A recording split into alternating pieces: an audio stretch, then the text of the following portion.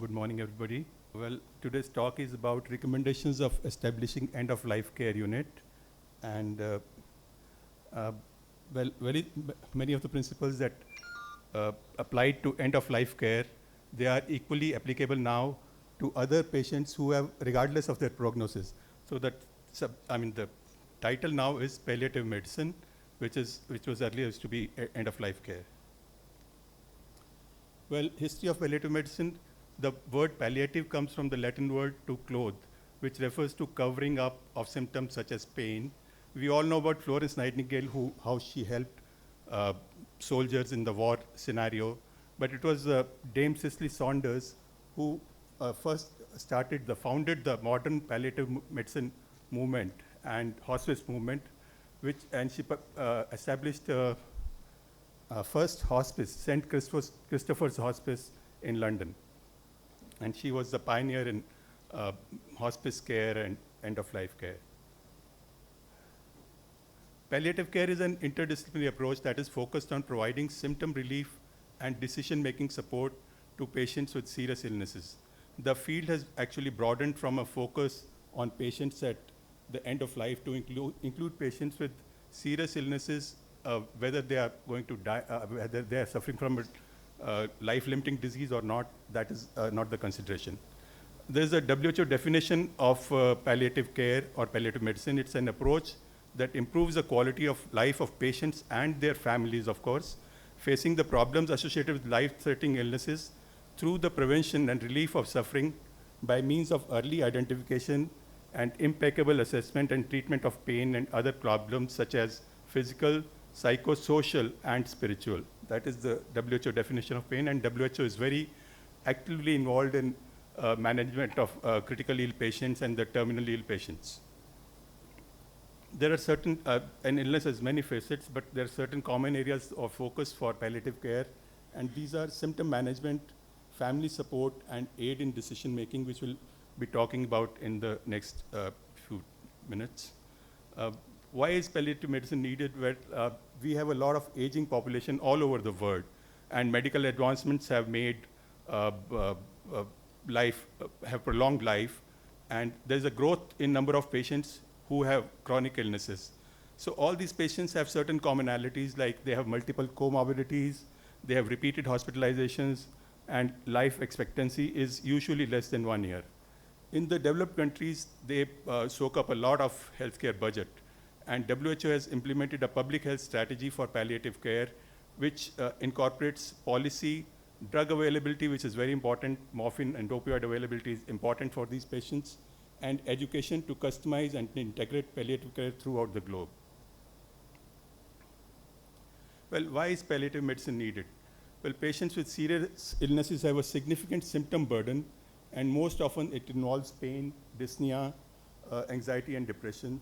And several surveys have found that the patients with life-limiting diseases are often dissatisfied with the quality of pain control. Patients and families also describe poor communication with health professionals, particularly in the setting of conversations regarding prognosis. And this is a tricky area because prognosis can be difficult to define, and it's often difficult to prognosticate the patient in very clear-cut terms to the patient's families.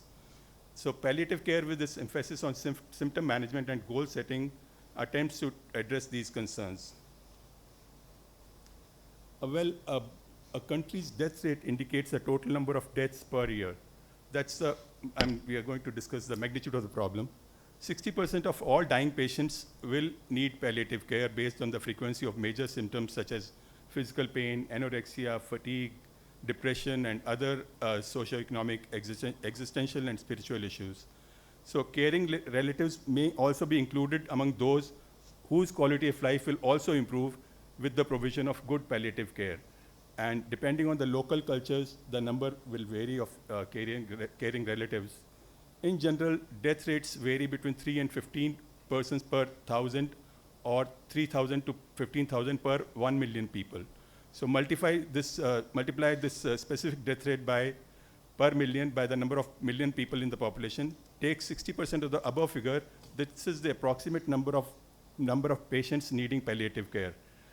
And to estimate the number of people who may have their quality of life improved by palliative care, This should include caring family members, which according to the culture may be between 2 and 6 caregivers per patient. So in an example, in a population of 8 million people, there will be about 1.2 lakh people or 120,000 persons per year which will be required or which will improve by the provision of palliative care. So in a country like India with 1.3 billion people, we can imagine the magnitude of the problem that we are facing. This is the general slide about the projected death rates and the new cancer cases and people aged more than 60 years over the years. This is slightly older slide, so even 2003 is shown as a projected this thing, but we can make out that usually, generally by 2030, the death rate will climb from 58 per million to 74 per million, and the cancer cases will climb from 10 to in 2050, 24 cancer cases per million cases, people. And people aged more than 60 years by 2025 will be 1,200 million, and total by 2050 will be 2 billion by people more than 60 years. So establishing a national palliative care program. 4 fundamentally important components have to be established if palliative care is to be incorporated into country's healthcare system. The first 3, that is policies, drug availability, and education, do not cost much, but they will have big effects. Policies like integrate palliative care into national health care plan or into any national cancer control program. Drug availability, improve availability and access to opioids and prescription rules for opioids. Who may prescribe sufficient amount and duration, this has to be made clear. And increase the country's International Narcotic Control Board quota, that is the national worldwide quota for opioids. One has to increase and fight for the quota of opioids in INCB. Education, we have to educate to the public, health professionals and policymakers with facts and figures. Include palliative care in undergraduate program, which is already being included in the undergraduate program in India. And continuing education curricula of doctors, nurses, social workers, clinical pharmacists, and oncologists, as well as volunteer organizations and relevant NGOs. Implementation, this one takes some moolah, and it has to be, one has to create a critical mass of new clinical palliative care full-time positions and necessary infrastructure for usually a first reference center of excellence and state-of-the-art leadership, with services well integrated into a country's healthcare system at all levels, including home care. Well, this is the one which takes a lot of effort. A national palliative care workshop should be organized at district levels and various levels, and which will have a big agenda like size of the problem will be discussed, solution and state of the art will be discussed, foundation measures, policy, and all these things will be discussed in the National Palliative Care Workshop. The objective agenda has to be defined in the literature, but what is important is one has to address and identify a champion in the workshop. And if a champion is not identified, no workshop will result in action. A champion is a person who has charisma, credibility, neutrality, independence, commitment, political awareness, managerial effectiveness, ability to mobilize people, and resource communication skills, and understanding the healthcare system. So champion will take the system forward, the results from the workshop, and what is the outcome of the workshop. The champion will actually communicate with the government organizations and all those people. The National Palliative Care Workshop, who are the participants, the Ministry of Health officials, other ministries like Social Affairs, international government and NGO organizations like WHO, Director of Cancer, AIDS and Generic Centers, drug regulators, pharmacists, deans of medical schools, and all these stakeholders will have to be a participant in the workshop. What comes out from the workshop, there are some examples of drug availability plan, which was seen the word over. It was seen that there were unrealistic prescription rules that hinder progress, and they had to be changed to workable norms. In Uganda, a qualified PC nurse can now prescribe morphine. The generic oral morphine is so inexpensive that it is given free of charge to the patients. And when establishing morphine availability, it's important because morphine and opioids are the key treatment plans in palliative care. So when establishing morphine availability, it is important to specify in a policy that 80% or more of new uh, INCB quota should be covered by generic immediate relief morphine or slow release morphine, because otherwise these big companies with money clout, they will overwhelm the system and they will jeopardize the entire palliative care program.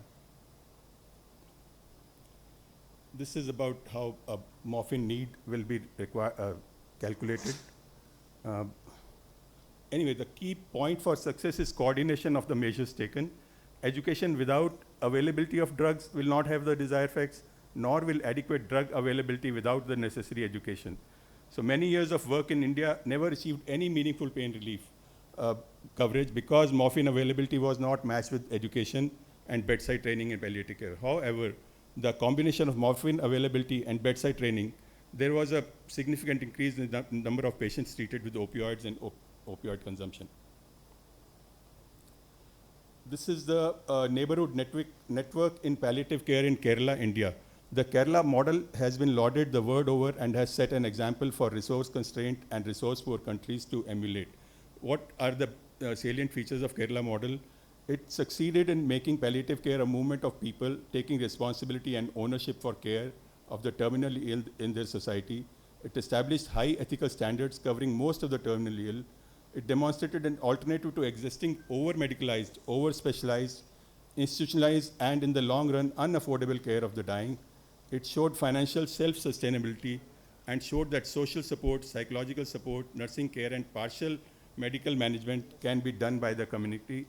And this is by Dr. Suresh Kumar, who is running this program in several districts of North Kerala and is a famous person, and has shown how it can be very affordable and can be very effective. Well, community approach is essential to allow for benefit from advantages of palliative medicine and to reach all patients in the need of palliative care. And neighborhood network in palliative care, a WHO demonstration project in northern Kerala districts has shown a solution to a key worldwide problem: how to achieve meaningful coverage and care for the terminally ill. The majority of India's terminally ill patients reside in its more than 5,000 districts, and it is in their home districts that the patients should receive palliative care and not in the big specialized centers. Palliative care specialists in India is the tip of the pyramid. It's about fewer than 1,000 for 1.3 billion people, which will not be able to cover the need of the palliative care in the entire country. So the role must inevitably be to train future trainers, to educate the health professionals in the middle part of the triangle in core competencies of palliative care, which will translate into palliative care for the community, and which is the larger base of the pyramid. For an effective implementation, both the institutionalized and highly specialized palliative medicine centers and the community approaches are needed. They are interdependent and they are complementary. So one has to think of both the places, the institutionalized care and the community care. Well, certain principles of bioethics are closely intertwined with the palliative care. It all started with Tuskegee study of untreated syphilis in Negro males in US. It was done by Public Health Services and the CDC. Nearly 400 African American sharecroppers in Tuskegee, Alabama. They were provided with disguised placebos, ineffective methods, and diagnostic procedures as treatment for which was called bad blood, so that progression of syphilis could be observed in its primary, secondary, and tertiary manifestation. It was just they wanted to observe how syphilis progresses. They were not treating these patients. And none of the infected men were treated with penicillin, despite the fact that by 1947, the antibiotic was freely available and it had become the standard of treatment for syphilis. And it continued till 1972, till a whistleblower leaked the entire thing to the press. And by then, only 4 of the test subjects were still alive. Of the original 399 men, 28 had died of syphilis, 100 died of related complications, 40 of their wives had been infected, and 19 of the children were born with congenital syphilis. So this is how studies were conducted in the past. And on May 16, 1997, President Bill Clinton formally apologized on behalf of United States to the victim of the study. So such abuses really struck at the heart of dignity and patient autonomy issues and resulted in public outcry for some action. So as a result, US Congress promulgated the National Research Council in 1974 and established a National Commission for Protection of Human Subjects of Biomedical and Behavioral Research, which authored the Belmont Report in 1979, which laid down the ethical standards and guidelines for human subjects of research. The main things that came into being were informed consent, institutional review boards, protection of patients' interests, review of study protocols, and to ensure that participants are fully informed of all the interventions. That is what came out of this Belmont report. There are other reports also, like Helsinki report and all, but this is one which is the most keenly reported. Well, ethics is a moral obligation. It's about values and choices. It's about as old as medicine itself, because we've seen the Code of Hammurabi and Hippocrates' oath. They go hand in hand with the medical care. So there are 4 basic pillars of ethics: justice, beneficence, non-maleficence, and autonomy. Justice is ensuring reasonable, non-exploitative, well-considered procedures are administered fairly. There's a fair distribution of costs and benefits to potential research participants. Beneficence is acting in the best interest of the patients. It's self-explanatory. It's an obligation in the focus of utilitarian thought. Non-maleficence is the primary tenet that we are taught in the Hippocrates oath, that is primum non nocere. First of all, cause no harm to the patient. That is most important thing. But it's the autonomy that is comes from Greek word. Auto means self and nomi means rule, self-rule, where the patient is allowed to follow one's own will. It's a preeminent value. It's the most important value in healthcare today, and the foremost among ethical principles. It usually takes a priority when conflicts arise. In palliative medicine, patients will have the last word, will decide whether it needs a certain treatment or does not need a treatment or intervention. But often, then it comes to capacity, whether the patient has the capacity to exercise will or not. Most of the patients are obtunded and don't have the capacity to exercise their will. In such situations, there are laid down principles of how to go about it. Usually, in Western world, patients give advance directives, or they have a power of attorney when they were well, patients were well. But in India, we don't have such things usually. So it is the patient's closest kins, like the spouse or the parent or the son or child, who will decide in these matters where a conflict arises.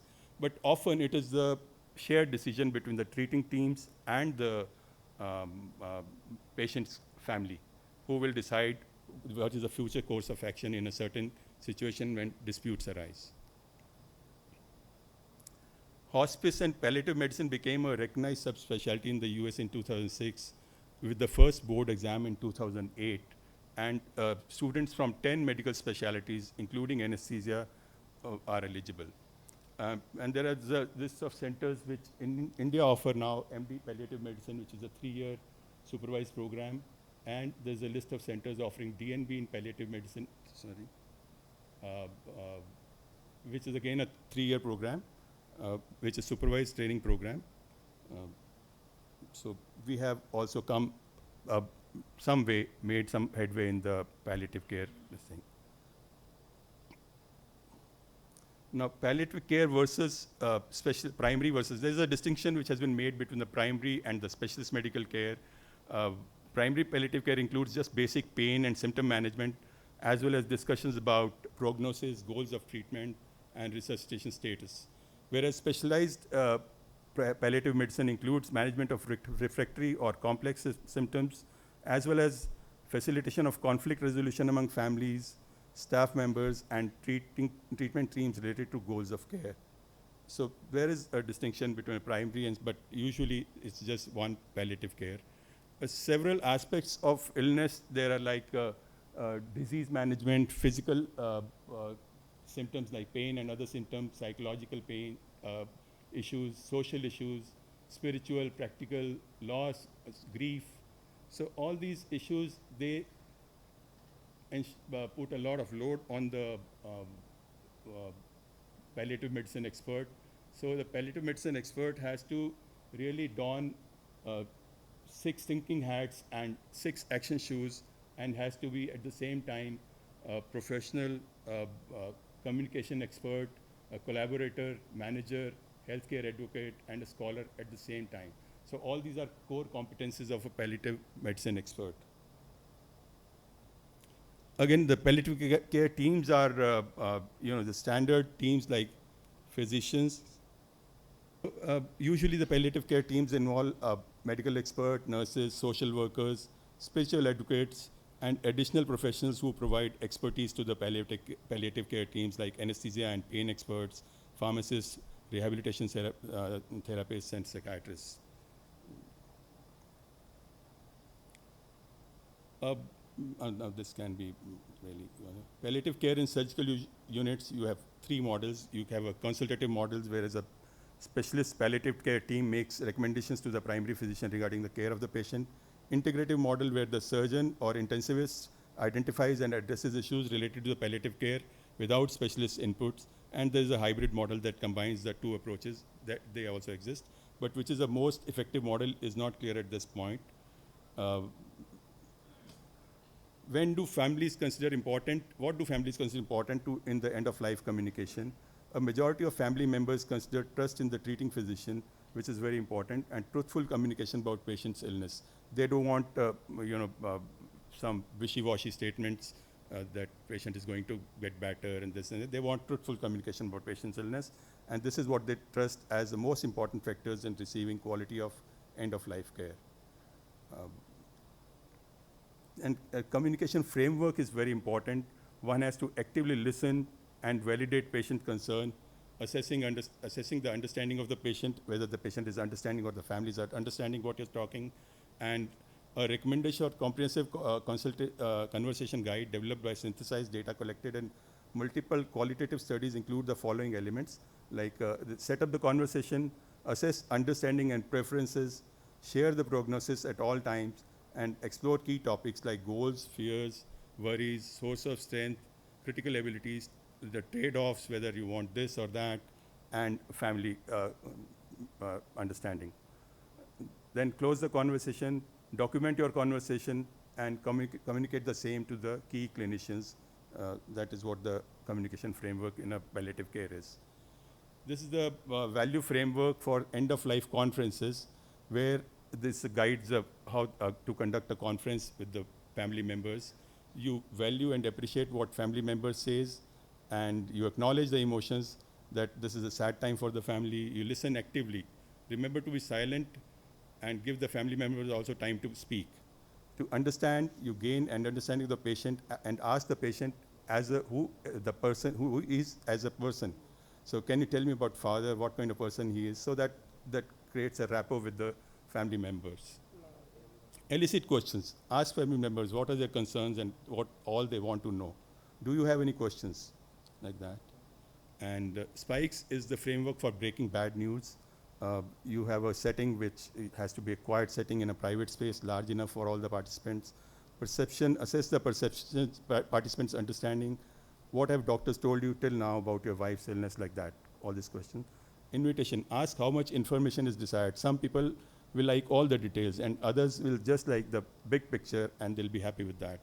Knowledge, tell the participants what is known, using language that is easy for the family members to understand, and avoid use of complex medical phrases and jargon. Empathy, always show emotions. You can say that I wish things were different, but they are not. Sequely, agree on next steps. Let's meet tomorrow again and see how I'll give you an update on her condition or patient's condition. Some family members may ask physician to withhold a diagnosis from the patient. So expert opinions recommend empathetically responding to family members, trying to understand family members' concerns about disclosing the prognosis, and ask the patient how and if he wants to be involved. So one has to really talk to the patient if the patient is approachable and the family members, and the patient's will take precedence. Resuscitation status disclosures can be, you can omit this. Spirituality at the end of life is important, and India is a different country from the Western world. We have uh, ethos which are different for uh, uh, dying, living, grief, bereavement, pain, spirituality, religions. So we have to find our own solutions for these problems, which are may not match with the Western world. There are several disease trajectories which are defined in the literature, and there can be sudden extreme disability, uh, like this patient who had a high capacity and suddenly extreme disability.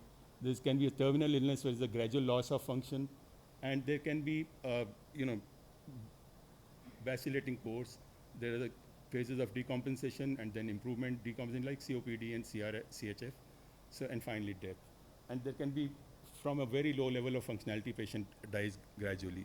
So these frameworks can be useful when discussing problems with patients, particularly in talking to patients with conditions that are difficult to predict or prognosticate, like COPD and CHF. Symptom management, I think we're running out of time. Pain management is important. It can be quite different from other patients with pain. Some of these patients have pain that is best managed by pain management specialists, and some will need adjuvant medications, and adjuvant medications can be TCAs, antidepressants like SNRIs, SSRIs, glucocorticoids, gabapentinoids, and certain other medications which are newer medications. Even capsaicin patches can also be given. So pain management can be tricky and has to be left to the pain management expert in very complex patients. Bone pain will have to be dealt with experts again. Pain in the ICU, again, pain is a common attributable to many factors such as surgical wounds, placement of invasive monitoring devices, and immobility.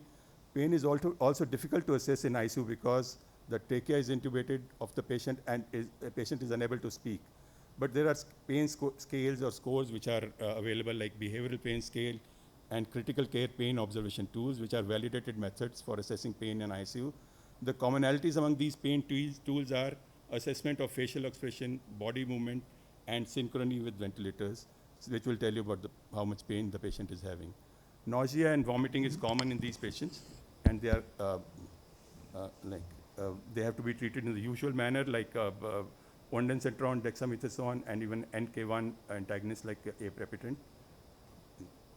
Dyspnea will have to be managed by like morphine and things like that.